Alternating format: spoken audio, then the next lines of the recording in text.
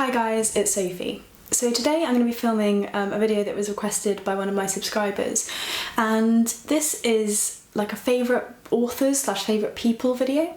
So I mentioned when I talked about James Baldwin that I thought he was someone who might have become a favourite person, and I do kind of have this. I do kind of have certain authors who I like beyond their work. I like the sense I get from them as like a whole individual. So this video is just going to be exploring a couple of people that I feel that way about, which I think could be interesting because it's something that rarely happens, but when it does I feel like a real connection to those people. So yeah, I'm just going to run through a few of those. So the first one is quite an old one for me, but I just absolutely love this person. It's Douglas Hofstadter. So he wrote Godel, Escher, Bach, and he also wrote I'm a Strange Loop. They're both really meaty philosophical books that centre around like mathematical logic, and Godel, Escher, Bach is talking about the ways in which the three individuals sort of interrelate and how there are these underlying patterns that run through our world. I'm a Strange Loop is more sort of about how we find these little cyclical things in our lives that repeat and replicate in a way that sort of mirrors things, and this happens in the natural world, and he also compares it to like his emotional world. It's a book about maths and about grief, but Hofstadter in general, like, it's hard to explain quite what it is, but I feel like a kinship with the way he thinks about things sometimes. He's obviously far more intelligent than I am, but the way of understanding the world through like almost a mathematical, logical lens to try and make sense of things that are really obscure or like complicated philosophies, I just really feel for him in a way that I don't feel for everyone that I read from. Yeah, and it's one of those. I often say that he's my biggest like intellectual crush. Like, he is someone that I would love to meet in real life, but I actually don't think I would like properly function. I think I'd be like almost like fangirling over him, just because I love the way he thinks so much, and it feels so natural to me. So Hofstadter is my first of my favourite people. And the next person I have is another one that writes non-fiction, and that one is Siddhartha Mukherjee. So Siddhartha Mukherjee wrote The Emperor of All Maladies, which is a book talking about cancer, and it treats it very much as a story. It says it's the biography of cancer, and it does feel like a life story. He also wrote The Gene, an Intimate History, talking about genetics and the way in which human genetics affect sort of illness and health. And I have another book from him, which was a TED talk he did, which is The Laws of Medicine. Field Notes from an Uncertain Science. Similar kind of feel here. So whilst I don't feel as though, I'm going to hold up a random book for you just to have something to look at. Whilst I don't feel as though I share his sort of thought process and his mental process as much as I do Hofstadter's, the way that Mukherjee mixes science and interpersonal stories, I absolutely adore, and I felt reading his works that I really connected with him on that sense. And I think the care and the attention to detail that he puts into his books and into the facts and each sort of the way he sort of explains things. So he's not only giving you quite complicated information, it feels as though he's making sure you understand it before you move on, and that is really valuable to me. So in The Emperor of All Maladies, I felt I understood the process of cancer for the first time. So it had very much been like a ethereal sort of bad thing that happened, but he gives an example that breaks it down into like a subatomic level in terms of what's happening to each individual cell and how that then relates to a cancer more sort of widely, and that sort of thing I find really valuable. So it's an idea where the way people have explained it to me before, I can kind of grasp it, but I don't truly understand it, and I think he is very good at giving you the chance to like properly understand what's going on. He also just seems like a really like good guy, like a really good person. Like I say, I've watched like his TED Talks and stuff, and I think I've now read everything he's written, but I don't know, like I'm even tempted to go and like read his papers just because I feel like he's so interesting. So yeah, if you're interested in kind of like medical non-fiction, then he's like my standout from that. Now I mentioned at the outset of the video that the reason this came about was James Baldwin, and I'm tentatively including him here even though I've only read one of his books, because I'm going to explain why he, I think, might be one of my favourite people.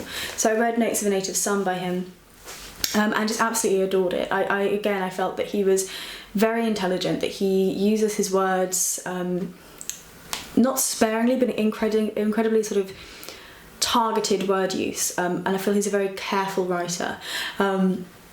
I also felt as though he was very successful at relaying an emotion or relaying a set of ideas in a way that makes them feel very easily acceptable, even if you don't share them. Or even if you had never thought about them that same way.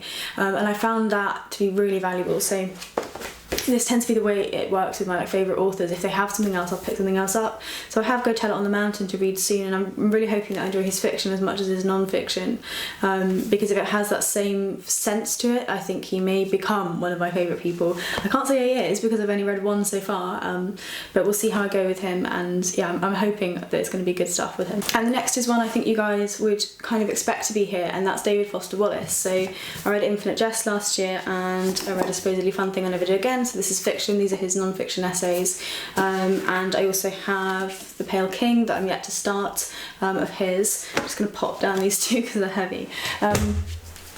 But with David Foster Wallace, I really did enjoy his writing, but the bit that made me attach myself to him as an individual wasn't his writing, it was his writing paired with his interviews.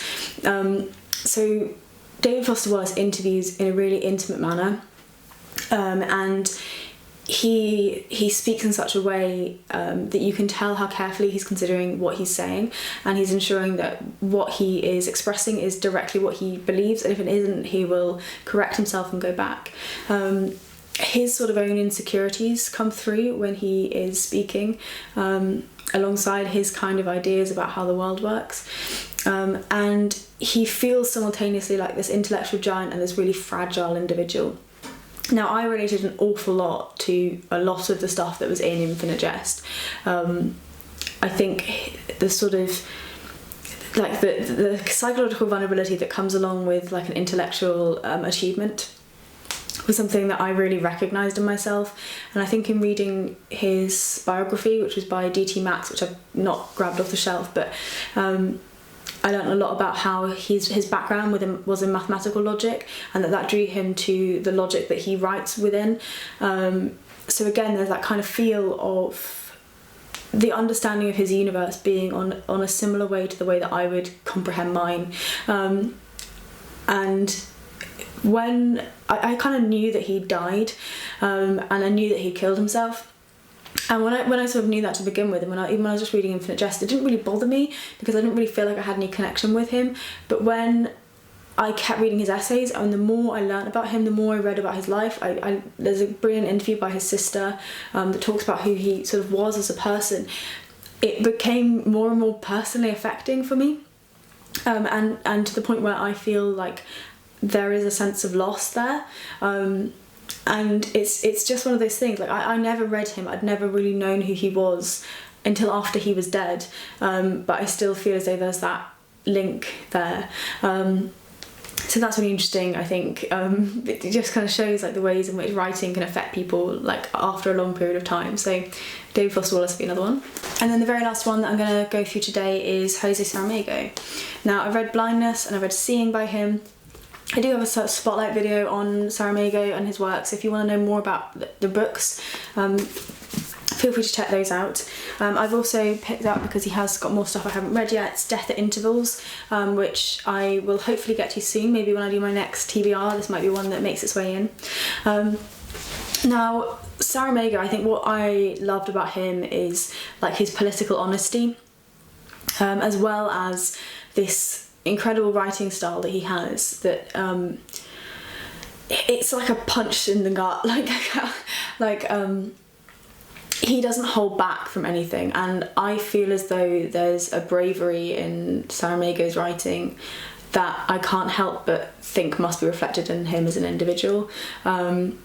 I feel as though he's a powerful person in himself. Like, I feel as though his self is a powerful person. I have a lot of respect for his writing and a lot of respect for being as open as he is. Now, I'm really lucky in that I do have a lot of Saramago left to go through, but I just feel as though, you know, as I keep going through his work and keep progressing through it, I'm going to find the same kinship. Now, there were a few other people, you know, that I could have really easily mentioned in here. There are a lot of other authors that I read a lot of and that I really enjoy, but the people I've chosen in here are not just my favourite authors, because you should hopefully have a video up already on Stephen King, who's one of my absolute all-time favourite authors, but I don't have that connection with him. Similarly, Cormac McCarthy, who I read a lot of last year, I love his writing, but I don't feel as though I know him as a person. So this video is specifically around authors that are important to me beyond just what they write, though I know them through what they write. Let me know if you ever have this with authors or people you read or interact with, or sort of lecturers or people who write papers or whatever, when you feel this connection to them on a more personal level, not just on that sort of reader-writer level. Because I think a fair few people do have this with some authors, especially their favourite authors. So I'd love to know who you feel you connect with in the comments down below, and if you know why, like, it'd be interesting to think about why.